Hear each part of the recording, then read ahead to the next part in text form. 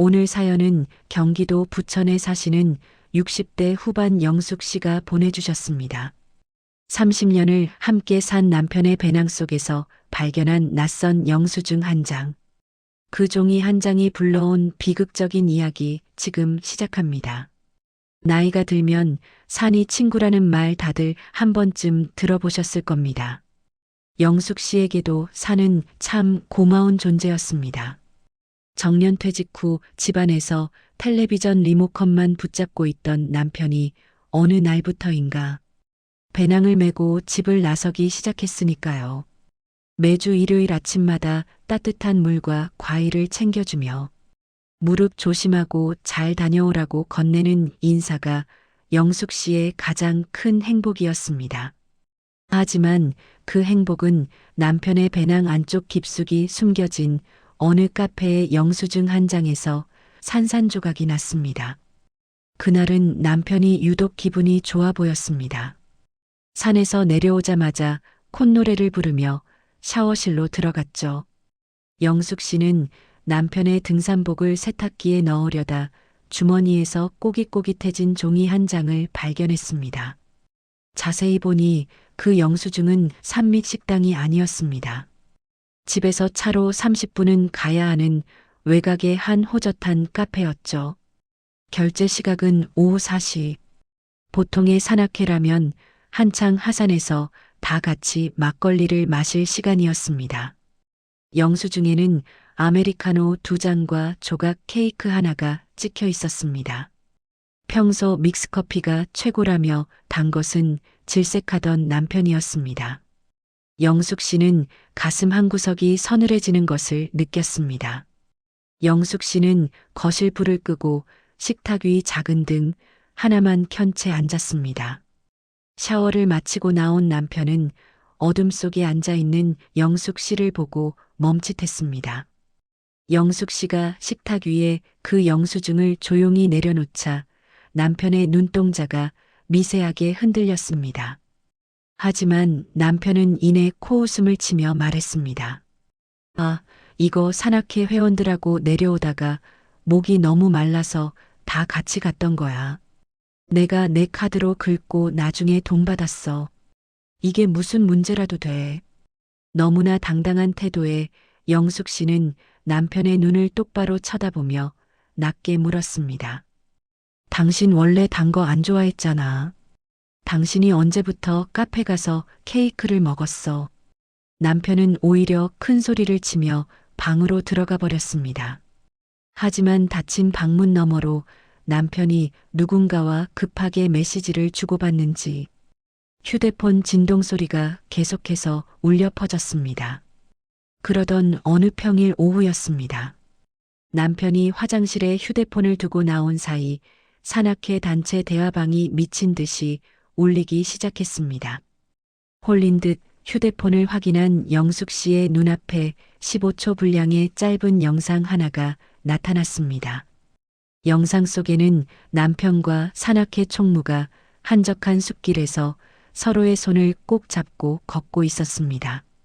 남편은 여자의 배낭을 대신 메고 있었고 영상 마지막엔 남편이 여자의 얼굴을 감싸주더니 이마에 입을 맞추는 장면까지 담겨 있었습니다. 방장이 실수로 올린 그 15초의 진실. 화장실에서 나오던 남편은 식탁 앞에 서서 영상을 보고 있는 영숙 씨와 마주쳤습니다. 남편의 얼굴은 순식간에 흑빛으로 변했습니다. 영숙 씨는 서늘한 목소리로 말했습니다. 지금 이 배낭 메고 당장 그 여자한테 가. 남편은 끝까지 발뺌했습니다. 산행하다 보면 힘들어서 부축 좀 해줄 수 있는 거지 왜 사람을 파렴치한으로 모냐며 오히려 화를 냈습니다. 하지만 영숙 씨는 조용히 지난달 산악회 단체 사진을 찾아내 남편 앞에 들이밀었습니다. 사진 속 상간녀는 남편과 똑같은 모델 똑같은 색상의 30만 원짜리 수입 등산화를 신고 있었습니다. 심지어 등산화 끈에 묶인 화려한 보라색 매듭 장식까지 쌍둥이처럼 일치했죠. 당신이 나한테 발 아프다고 사달라고 했던 그 신발. 그 여자랑 커플로 맞추려고 사달라고 했던 거니? 내 돈으로 그 여자 신발까지 사준 건 아니겠지. 남편의 변명은 이제 종이장보다 얇아졌습니다. 영숙 씨는 남편이 애지중지하던 등산복들을 전부 거실 바닥에 내던졌습니다. 당신이 그렇게 좋아하는 산 이제 실컷 다녀. 대신 이 집에는 다시 발 들릴 생각 마. 다음 날 아침 영숙 씨의 휴대폰으로 문자 한 통이 날아왔습니다. 언니 오해하신 것 같은데 저희 정말 순수한 오빠 동생 사이예요. 바로 그 상간녀였습니다. 적반하장도 유분수지 영숙 씨는 답장을 보내는 대신 조용히 산악회 회계를 맡고 있는 지인에게 연락을 했습니다. 지인을 통해 듣게 된 이야기는 충격적이었습니다. 남편이 산악회 임원이라는 직위를 이용해 회원들이 모은 회비 일부를 빼돌려 그 여자의 호텔 숙박비와 식당, 저녁값을 결제했다는 정황이 포착된 것이죠. 증거를 손에 쥔 영숙 씨는 상간녀에게 전화를 걸었습니다. 여자는 여전히 뻔뻔했습니다. 아니 언니 법적으로 아무 사이도 아닌데 왜 자꾸 전화를 하세요? 손 좀 잡은 게 무슨 큰 죄라고 이 난리예요. 영숙 씨는 차분하게 대답했습니다. 그래, 손 좀 잡는 건 죄가 아닐지 모르지. 그런데 산악회 공금 빼돌려서 호텔 가고 비싼 밥 먹은 건 법적으로 큰 죄가 되는데 어쩌나? 내가 지금 회원들한테 이 내역서 전부 뿌리려고 하는데 그쪽 남편하고 자식들도 이거 보면 이해해 줄까?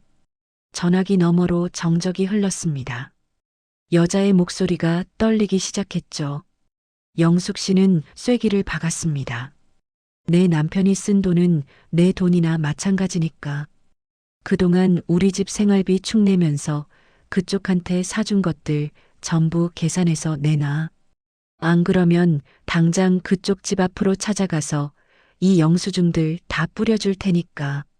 일주일 뒤 영숙 씨는 남편이 그 여자와 마지막으로 만나기로 했다는 카페 거리에 섰습니다. 여자는 영숙 씨가 말한 공금 횡령 소송이 두려워 남편에게 모든 책임을 떠넘기며 악을 쓰고 있었습니다. 그때 카페 근처에서 중학생 정도로 보이는 소년이 달려오더니 그 여자를 엄마라고 불렀습니다. 자식 앞에서는 당당한 엄마인 척했던 여자의 가면이 완전히 벗겨지는 순간이었습니다. 영숙 씨는 그 아수라장 속으로 천천히 걸어갔습니다. 그리고 남편의 가슴에 이혼 서류와 청구서가 든 봉투를 던졌습니다. 당신들이 산에서 느꼈다는 그 대단한 사랑의 결과가 고작 이거니. 당신은 오늘부로 내 인생에서 하산해. 더는 내 산을 더럽히지 마. 영숙 씨는 뒤도 돌아보지 않고 그 자리를 떠났습니다. 30년 넘게 매여 있던 남편이라는 굴레를 벗어던지자 비로소 시원한 바람이 뺨을 스쳤습니다. 석 달이 지난 지금 영숙 씨는 이제 남편의 도시락을 싸는 대신 오로지 자신을 위한 배낭을 맵니다. 내 인생의 주인공은 바로 나 자신이라는 걸 예순이 넘어서야 깨달았다는 영숙 씨는 오늘도 활짝 웃습니다. 구독자 여러분, 누군가에게는 분노였고 누군가에게는 눈물이었을 이 이야기가 지금 홀로 아파하고 계실 우리 어머니들에게 작은 용기가 되었기를 바랍니다. 인생이라는 산은 때론 험하지만 결국 그 정상에서 마주하는 건 나 자신의 당당한 모습이어야 합니다. 여러분의 앞날에 늘 맑은 공기만 가득하기를 응원하겠습니다. 자, 다음은 앞서 산악회 사연에 이어 30년 만에 나간 동창회에서 첫사랑을 만난 아내가 평생 모은 집안 기둥뿌리까지 뽑으려 했던 이야기, 그 추악하고도 비참한 진실을 지금 하나도 빠짐없이 들려드립니다. 평생 공무원으로 일하며 정년 퇴직한 박철수 씨는 이제 남은 인생 아내와 손잡고 전국의 꽃길이나 다니며 살 줄 알았습니다. 아내 순희 씨는 평소 화장기 없는 얼굴에 늘 시장에서 산 5,000원짜리 티셔츠만 입고 살던 참 검소한 사람이었죠. 손마디는 자식들 뒷바라지하느라 거칠어졌고 남편이 퇴근하면 늘 따뜻한 된장찌개를 끓여놓고 기다리던 현모양처였습니다. 그런데 석 달 전 아내가 초등학교 졸업 50주년 기념 동창회에 다녀온 뒤부터 집안에 낯선 공기가 감돌기 시작했습니다. 아내는 갑자기 백화점에서 수십만 원짜리 영양크림을 사오더니 밤마다 거울을 보며 얼굴을 두드렸습니다. 외출 한번 하려면 옷장에 있는 옷을 죄다 꺼내 거실 바닥에 흐트러뜨리고 1시간 넘게 패션쇼를 했죠. 무뚝뚝했던 아내가 콧노래를 부르며 팩을 붙이고 있는 모습은 철수 씨에게 생경하다 못해 기괴하기까지 했습니다. 결정적인 의심은 어느 날 저녁 아내가 욕실에서 씻고 있는 사이 거실 탁자 위에서 미친 듯이 진동하던 핸드폰에서 시작됐습니다. 화면에는 미용실 원장님이라는 이름으로 메시지가 쉼없이 올라왔습니다. 내일 미용실 예약인가 싶어 무심코 확인한 메시지 내용은 철수 씨의 심장을 멈추게 했습니다. 꽃순아, 오늘 입었던 분홍색 원피스 정말 잘 어울리더라. 자꾸 내 목소리가 귀에 맴돌아서 잠이 안 오네. 내일 예전 그 카페에서 이시해보자. 미용실 원장님이 보낸 메시지라고는 도저히 믿기지 않는 내용에 철수 씨는 손을 떨며 이전 대화 내역을 확인했습니다. 거기엔 이름만 미용실 원장님일 뿐 아내의 초등학교 시절 첫사랑이었다는 김모 씨와의 은밀하고도 낯간지러운 대화가 가득했습니다. 당신이랑 있으면 18살 소녀가 된 기분이야. 우리 남편은 이제 나를 여자로 보지도 않는데 당신은 다르네.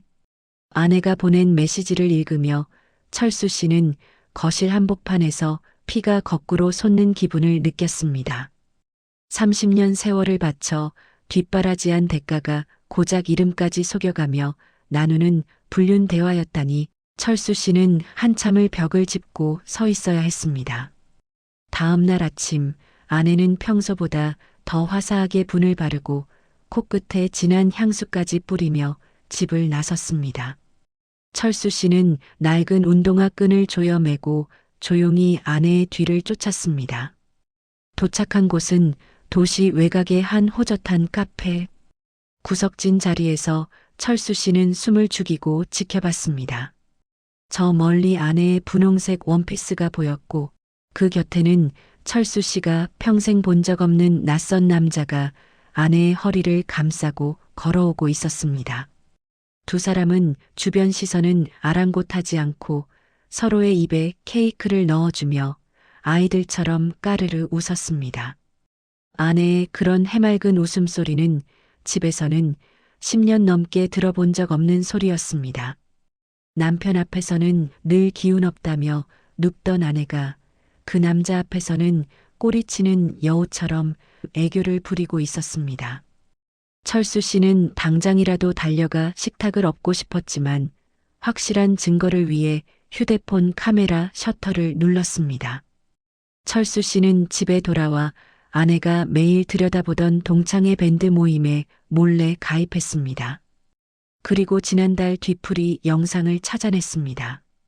조명이 번쩍이는 노래방, 아내는 그 남자와 몸을 완전히 밀착한 채 끈적한 블루스를 추고 있었습니다. 남자의 손은 아내의 엉덩이 근처를 배회하고 있었고 아내는 남자의 어깨에 고개를 파묻고 세상을 다 가진 듯한 표정을 짓고 있었죠. 더 기가 막힌 건 동창들의 댓글이었습니다. 두 사람 예전부터 심상치 않더니 결국 다시 불붙었네. 보기 좋다. 30년 지기 친구라는 놈들도 다 한통속이었던 겁니다. 그날 저녁 철수 씨는 식탁 위에 아내의 휴대폰을 던졌습니다. 미용실 원장님이 참 다정하시네. 이시에 만난 그 원장님이랑 케이크는 맛있게 먹었어? 아내의 손에서 국자가 바닥으로 챙그랑 소리를 내며 떨어졌습니다. 아내는 잠시 당황하더니 이내 표정을 바꾸어 적반하장으로 화를 냈습니다. 당신 오해야. 그냥 오랜만에 만난 친구가 너무 반가워서 고민 상담 좀 한 것뿐이라고. 당신이 평생 나한테 따뜻한 말 한마디 해준 적 있어? 당신은 늘 돈밖에 모르고 무뚝뚝했잖아. 아내는 오히려 모든 잘못을 철수 씨의 무관심으로 돌리며 방으로 들어가 문을 잠가버렸습니다. 하지만 비극은 여기서 끝이 아니었습니다. 며칠 뒤 노후를 위해 아껴두었던 퇴직금 통장을 확인한 철수 씨는 눈앞이 노랗게 변했습니다. 통장에서 지난달에만 2차례에 걸쳐 5천만 원이라는 거액이 빠져나간 겁니다. 아내를 다그치자 처음엔 모른다 발뺌하더니 결국 실토를 했습니다. 그 사람 사업이 잠깐 어려워져서 빌려준 거야. 이자까지 쳐서 갚는다고 했단 말이야. 당신은 왜 그렇게 해? 속이 좁아? 아내는 마치 자신이 대단한 자선사업가라도 된 양당당하게 소리를 질렀습니다. 철수 씨는 그 길로 아내가 알려준 사업장 주소지로 달려갔습니다. 하지만 그곳은 번듯한 사무실이 아니라 동네 뒷골목의 허름한 지하 도박장이었습니다. 아내가 사업 자금이라며 건넨 남편의 피 같은 돈은 놈의 도박 빚을 갚고 놈이 만나는 또 다른 젊은 여자의 명품 가방을 사는데 쓰이고 있었던 겁니다. 철수 씨는 아내가 남은 돈까지 싹싹 긁어 그놈과 제주도 한 달 살기를 핑계로 야반도주를 계획하고 있다는 사실까지 알게 되었습니다. 심지어 아내는 집 담보대출 서류까지 준비해 놈에게 바치려 하고 있었죠. 철수 씨는 피눈물을 삼키며 조용히 반격을 준비했습니다. 모든 계좌를 동결시키고 그놈이 전과 오범의 전문 사기꾼이라는 사실을 증명할 자료들을 수집해 경찰에 제보했습니다. 제주도로 떠나기로 했던 목요일 아침 비가 추적추적 내리는 현관문 앞에서 아내는 캐리어를 들고 몰래 집을 나서려 했습니다. 하지만 아내의 앞을 막아선 것은 남편이 아닌 경찰들이었습니다. 경찰서 대기실에서 아내는 놈의 추잡한 진실을 마주했습니다. 놈은 아내뿐만 아니라 전국의 외로운 중년 여성들에게 접근해 수억 원을 갈취한 인간 말종이었습니다. 아내가 나를 여자로 봐주는 유일한 사람이라 믿었던 남자는 사실 아내를 돈줄로만 보고 있었던 겁니다. 경찰이 보여주는 놈의 다른 여자들과의 대화 내용을 보며 아내는 그 자리에 주저앉아 통곡했습니다. 내가 어떻게 당신을 믿었는데, 내가 당신한테 내 인생을 다 걸었는데. 철수 씨는 그 모습을 차갑게 내려다보며 이혼 소장과 손해배상 청구 서류를 아내의 발밑에 던졌습니다. 당신이 내 노후 자금과 내 집을 담보로 도망가려 한 순간 우리 인연은 끝났어. 30년 세월이 아까워서라도 남 법대로 할 거야.